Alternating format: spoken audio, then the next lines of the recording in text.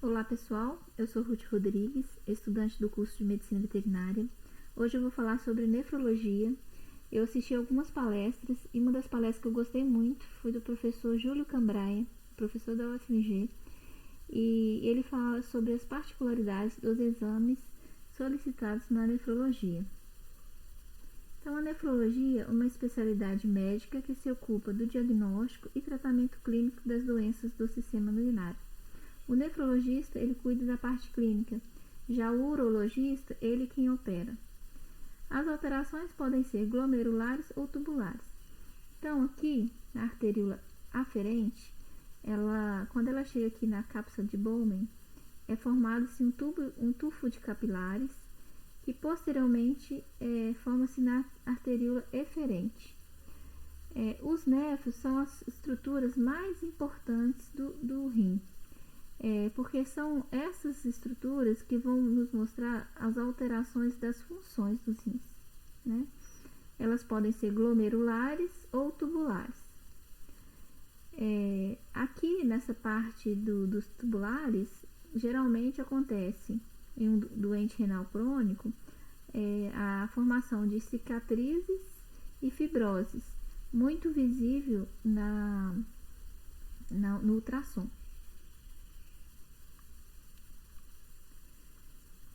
Então, como identificamos essas alterações?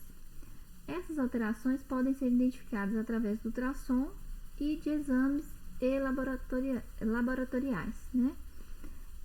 Vamos lembrar aqui quais são as funções dos rins, que é a função de filtração, reabsorção e secreção. Quais são os marcadores que vão nos ajudar a entender se as funções estão preservadas ou não? Então, como podemos observar se essas funções estão preservadas? Através de um exame de ureia, de creatinina, de um hemograma, de um fósforo sérico, de um cálcio iônico e de SDMA.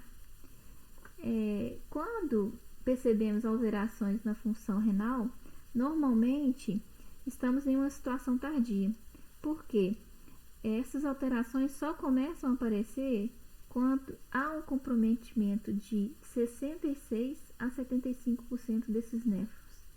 Então, isso significa que se a gente ficar só preocupado em saber dessas alterações, nós vamos chegar no paciente que já está um doente renal crônico ou um insuficiente renal crônico. Então, por isso que é tão importante a gente observar os marcadores de injúria. Muito vem se falando desses marcadores de injúria. Mas o que são esses marcadores de injúrias? São marcadores que vão nos mostrar as agressões que, na maioria das vezes, são responsáveis pela doença renal crônica. Então, é importante a gente saber quais são esses marcadores. Então, por exemplo, o doente renal crônico, aliás, quando você tem uma insuficiência renal adquirida, ela advém de uma injúria. Então, percebemos que a maior parte das pessoas, elas não estão preocupadas com essa parte anterior, né? Elas geralmente se preocupam com esses resultados, e esses resultados só vão mostrar depois que o animal já está com os néfrons comprometidos. Então, geralmente, o que acontece? O animal chega para o atendimento veterinário para tomar a primeira vacina, depois a segunda, a terceira. Aí passa algum tempo, ele volta porque adquiriu uma doença, como a erliquiose. Depois, mais algum tempo, ele volta porque adquiriu uma peometra. E aí, depois disso tudo, ele se torna um doente renal crônico. Por quê? Muitos desses episódios que acontecem são geradores de injúria renal. Então, a gente tem que ficar preocupado com o que essas doenças estão causando no animal, né? Não é simplesmente fazer o exame e achar que está tudo bem, né? Muitas dessas injúrias são resolvidas e tudo volta ao normal, mas muitas dessas injúrias, elas causam destruição nos néfrons, né? E eles vão destruindo gradativamente primeiro destrói na primeira doença, destrói uma parte, na segunda outra parte, e assim por diante. E aí se torna um doente renal crônico. Já há algum tempo, eles vêm se preocupando com esses marcadores de injúrias. Eles são bons sinalizadores de injúrias. Basta ter um olhar clínico. O ultrassom é um marcador de injúria. A proteína na urina, os cilindros na urina, a relação proteína-creatinina, amilase sérica, albumina sérica, o fósforo sérico, a hipertensão sistêmica, o TFG, que é a taxa de filtração glomerular, e o SDMA. Uma alteração comum na clínica é a doença renal crônica. Então, ela pode apresentar e geralmente apresenta uma perda progressiva das funções. Se o animal hoje tem uma doença renal crônica em um estágio, amanhã ele vai estar em uma doença em um estágio mais avançado. Então, nós precisamos entender que o exame ele tem que ser preventivo. O exame da urina, por exemplo, é um exame mais importante na área da nefrologia. Ele é muito importante porque ele, além de várias outras coisas, mas principalmente a perda de albumina na urina, se consegue verificar através do exame da urina. Então, nós temos aqui os métodos da coleta, que é a cistocentese, que é um método que é uma amostra de qualidade, né, um método seguro, basta ter um treinamento, né, que muitos têm realmente medo de fazer esse exame por causa da forma, né, e pela sonda é um método que, se bem higienizado, também tem uma amostra de qualidade, e a micção espontânea, que é uma amostra que não tem tanta qualidade, que é mais difícil, porém ainda assim dá-se para ter um bom exame de urina. Então, outra coisa que precisa a gente observar, o tempo da coleta até a realização do exame, ele é muito importante. O ideal é que seja no máximo 2 horas na geladeira até a realização do exame. Porque se demora muito, pode ter uma modificação no pH da urina e ocorrer o desfazimento de cilindros. Então, é uma coisa importante, além de também observar também o uso de diurético, né? Se for fazer o uso de diurético, tem que ter essa preocupação em saber depois analisar o exame. Para a retirada do sangue, o ideal é que se faça num vaso de grande calibre, como a jugular, por exemplo, e outra coisa, o animal precisa estar em jejum de pelo menos de 8 a 12 horas, para não ter alteração no exame, né? Além disso, tem que ter cuidado com os animais desidratados, porque quando o animal está com déficit hídrico, ele está com menos água no plasma e, como consequência, as substâncias do plasma estão mais concentradas. Então, não pode se fazer um exame no caso de desidratação. O animal, quando ele está desidratado, ele precisa ser reidratado, mas a gente tem que ter muito cuidado na hora de fazer essa reidratação.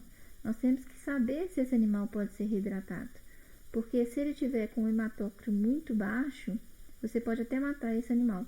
Então, tem que fazer a reidratação, se possível, né? Restabelecer a condição do animal, para assim fazer a coleta do exame, para poder ter um resultado mais preciso. Então, como interpretar esses resultados? É uma pergunta que a gente tem que fazer. O que significa este resultado? Há coerência dos valores? Vamos correlacionar uns aos outros que têm relação. Porque tem que se fazer, porque que a creatinina está X, a ureia está Y, e como que está a perda de albumina na urina? Tem que ter uma relação. Como que está esse ultrassom desse rim? Então, por isso é muito importante. A ureia é um catabólico oriundo da transformação de nitrogênio em amônia e posteriormente em urina. Já a creatinina é um catabólico oriundo de proteínas musculares. Por que a gente tem que saber que dessa ureia e dessa creatinina? Porque existem alterações renais e extra-renais.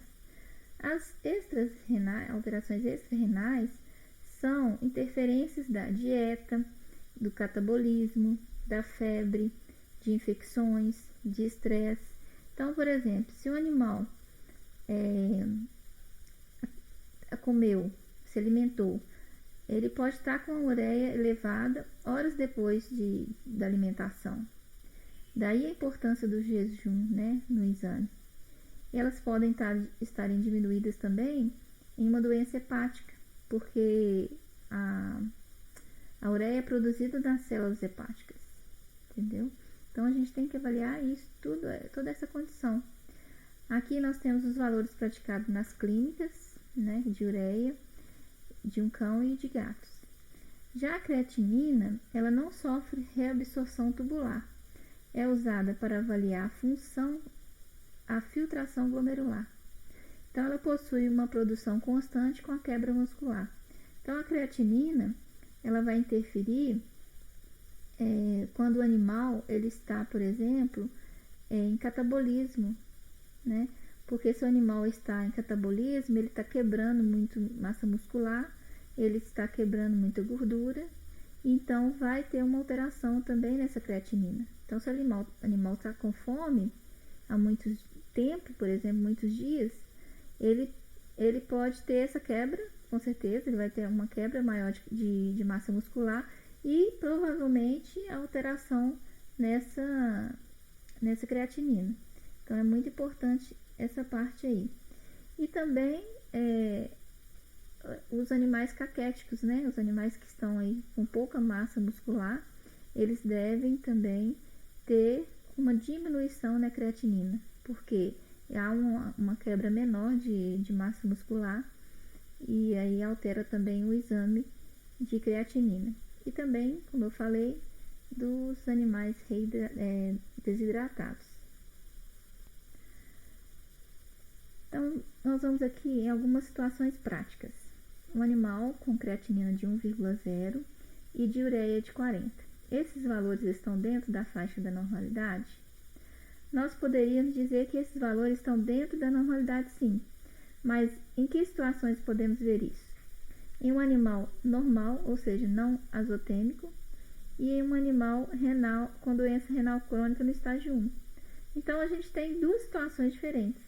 Que o animal normal, ele está dentro dessa, com 1,0 está normal, mas um animal também com doença renal crônica, ele pode estar com esses valores de creatinina de 1,0. Por quê? Porque vai depender do ultrassom. Se ele tiver com alteração renal no ultrassom, ele vai estar na fase inicial de uma doença renal crônica, né? Isso foi proposto pelo grupo IRIS, que a creatinina pode chegar até 1,4, que é considerado dentro da normalidade. Mas se a alteração for na imagem, ele vai estar sim numa doença, em estágio inicial dessa doença. E muito cuidado também com ureia e creatinina, porque aqui ela não ajudou em muita coisa, né? Praticamente nada. Porque se a gente avaliar aqui só creatinina e ureia, tá tudo normal. Mas o ultrassom, ele mostrou outra situação, né? Um comprometimento dos rins. Então, esse animal, ele está doente. Ele é um doente renal crônico no estágio 1. Aqui nós temos outra situação. O animal com creatinina de 1,2 e ureia de 80. Em quais situações podemos ver isso? O animal pode estar desidratado, ele pode ter acabado ele tá com pós-prandial, ele pode estar em estado de febre, pode estar com estresse. Então, podemos considerar que o animal pode estar até azotêmico, pelo fator da ureia estar mais alta, né? Mas, ou então em desidratação mesmo, porque esse animal, ele tem uma alteração, mas pode não ser alteração renal, vai ter que ser avaliado. Então, a a ureia e creatinina, ela é muito confiável sim, mas a gente pega muitas vezes animais, tanto caquéticos como em estado de catabolismo. Por isso é importante essa avaliação, né? Outra pergunta. Esses valores de creatinina de 1,2 está aumentado, sim ou não? Dentro do que nós falamos, ele está numa condição normal. Porém, se eu tenho um animal que já está em tratamento, que já está em acompanhamento, na realidade, há mais tempo, e que ele vem apresentando uma creatinina de 0,6, por exemplo, desde o início do acompanhamento, ele vem apresentando uma 0,6 e de repente esse valor dobra, eu posso sim considerar esse animal com pelo menos 50% de comprometimento dos néfrons. Então, não adianta olhar só o valor se está dentro da normalidade. Nós temos que avaliar também o contexto desse animal, o histórico, tudo que vem acontecendo com esse animal para a gente ter uma percepção melhor e dar o diagnóstico correto. Então é isso, gente. Foi um resumo bem rapidinho dessa palestra. Eu adorei, né? Eu não conheço ainda o professor Júlio, não assisti pessoalmente, só pelo YouTube mesmo, mas eu tenho esperança ainda que eu vou assistir uma aula dele e em breve. Muito obrigada.